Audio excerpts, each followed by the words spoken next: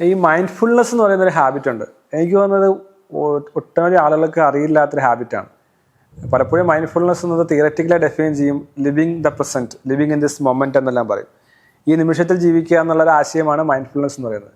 പക്ഷെ യഥാർത്ഥത്തിൽ മൈൻഡ്ഫുൾനെസ് എന്ന് പറയുന്ന ഒരു പ്രാക്ടീസ് അല്ലെങ്കിൽ ഹാബിറ്റ് നമ്മുടെ ജീവിതത്തെ മൊത്തം നന്നാക്കാൻ സാധിക്കുന്ന കാര്യമാണ്. നമ്മുടെ മെൻ്റൽ വെൽബീയിങ്, ഇമോഷണൽ സ്ട്രെങ്ത്, നമ്മുടെ ആങ്സൈറ്റി, സ്ട്രെസ്സ്, ഇങ്ങനത്തെയുള്ള നെഗറ്റീവായിട്ടുള്ള ഫീലിങ്സ് അതെല്ലാം മാറ്റാനും കൺട്രോൾ ചെയ്യാൻ സാധിക്കുന്നതാണ് മൈൻഡ്ഫുൾനെസ്.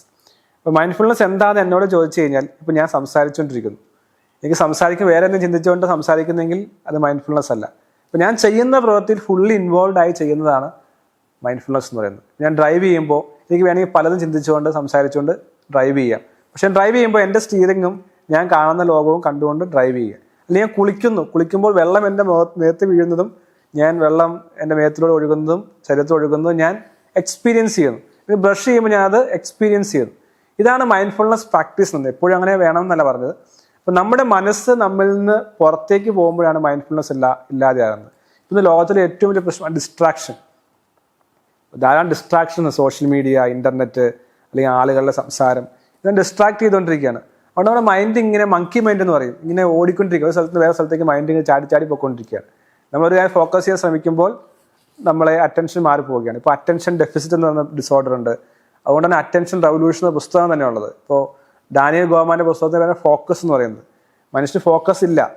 60% ആളുകൾക്ക് ഫോക്കസ് നഷ്ടപ്പെട്ടു എന്നാണ് പറയുന്നത്. അപ്പോൾ അതുകൊണ്ട് പ്രൊഡക്ടിവിറ്റി ഉണ്ടാക്കാൻ സാധിക്കുന്നില്ല, വിജയിക്കാൻ സാധിക്കുന്നില്ല.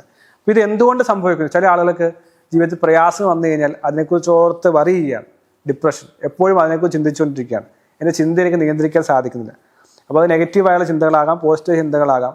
ചിലർ സെക്ഷൽ ഡിസയേഴ്സ് എപ്പോഴും അവർക്ക് അത് തന്നെയാണ്. ചിലർക്ക് റിലേഷൻഷിപ്പ് ബ്രേക്കായി അതിൻ്റെ ചിന്തകൾ മാത്രമാണ്. ചിലർക്ക് പരാജയത്തെക്കുറിച്ചൊരു പേടി മാത്രമാണ്. അപ്പോൾ അവർക്ക് തന്നെ അറിയുന്നില്ല എൻ്റെ മനസ്സ് എവിടെയാണെന്നുള്ളത്. അതുകൊണ്ട് മനസ്സിനെ കൺട്രോൾ ചെയ്യാനും സാധിക്കുന്നില്ല.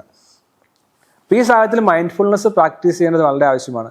ഇപ്പോൾ breathing exercise, meditation, mindfulness exercise, ഇതെല്ലാം വളരെയധികം ഗുണം ചെയ്യുന്ന കാര്യമാണ്. എനിക്കതിൽ എത്ര ആളുകൾ മൈൻഡ്ഫുൾനെസ് പ്രാക്ടീസ് ചെയ്യുന്നുണ്ടെന്ന്. എസ്പെഷ്യലി മെഡിറ്റേഷനിലൂടെ നമുക്ക് നമ്മുടെ മനസ്സിനെ കാം ചെയ്യാൻ സാധിക്കും. ഇപ്പോൾ സൈലൻസ് പ്രാക്ടീസ് ചെയ്യുക, അല്ലെങ്കിൽ ബ്രത്തിങ് എക്സസൈസ് ചെയ്യുക. അപ്പോൾ നമ്മുടെ ബ്രത്തിങ് എന്ന് പറഞ്ഞാൽ പ്രസൻറ്റാണ്. ഇപ്പോൾ നാം പ്രസൻറ്റിൽ നാം ബ്രത്ത് ചെയ്തുകൊണ്ടിരിക്കുമ്പോൾ തന്നെ നമ്മുടെ ശ്വാസം അകത്തേക്ക് വരുന്നത് പുറത്തേക്ക് പോകുന്നത് നാം ഒബ്സർവ് ചെയ്യുക, നമ്മുടെ ബോഡിയെ നാം ഫീൽ ചെയ്യുക. മെഡിറ്റേഷൻ എന്നുള്ള പ്രാക്ടീസ് അത് തന്നെയാണ് ചെയ്യുന്നത്. ബ്രത്ത് ചെയ്യുമ്പോൾ നമ്മൾ ഇമാജിൻ ചെയ്യുകയാണ് നമ്മുടെ ബ്രീത്ത് ഔട്ട് എന്ന് പറയുമ്പോൾ എല്ലാ നെഗറ്റീവായുള്ള കാര്യങ്ങൾ പോകുന്നതെന്ന് ഇമാജിൻ ചെയ്യുന്നു. ബ്രീത്ത് ഇൻ ചെയ്യുമ്പോൾ പോസിറ്റീവ് എല്ലാം മനസ്സിലേക്കും ജീവിതത്തിലേക്കും വരുന്നെന്ന് ഇമാജിൻ ചെയ്യുന്നു. ഇതൊരു വിഷ്വലൈസേഷൻ, മെഡിറ്റേഷൻ, മൈൻഡ്ഫുൾനെസ് പ്രാക്ടീസിലൂടെ ജീവിതത്തിൽ വലിയ മാറ്റം ഉണ്ടാക്കാൻ സാധിക്കും. ഈ കാലഘട്ടം നമ്മൾ പറഞ്ഞ ഇമോഷൻ ഇൻ്റലിജൻസും മറ്റു കാര്യങ്ങളും എല്ലാം ഇതിലൂടെ കടന്നു പോകുന്ന കാര്യമാണ്. ഇപ്പോൾ മൈൻഡ്ഫുൾനെസ് എന്ന് പറയുന്ന ഹാബിറ്റിന് വേണ്ടി നാം തീർച്ചയായും സമയം ചിലവഴിക്കണം. ഇപ്പോൾ ധാരാളം പുസ്തകങ്ങളെല്ലാം പറയുന്നുണ്ട്, ദിവസത്തിൽ 20 മിനിറ്റ് സമയം മൈൻഡ്ഫുൾനെസ്സിന് വേണ്ടി, സൈലൻസിന് വേണ്ടി, മെഡിറ്റേഷന് വേണ്ടി മാറ്റിവെച്ചാൽ മാത്രമേ നമുക്ക് ഫുൾ പ്രൊഡക്ടിവിറ്റി കൊണ്ടുവരാൻ സാധിക്കുകയുള്ളൂ. ഇപ്പോൾ ജീവിതത്തിൽ ഒരു ക്ലാരിറ്റി കൊണ്ടുവരുവാൻ സാധിക്കുകയുള്ളൂ.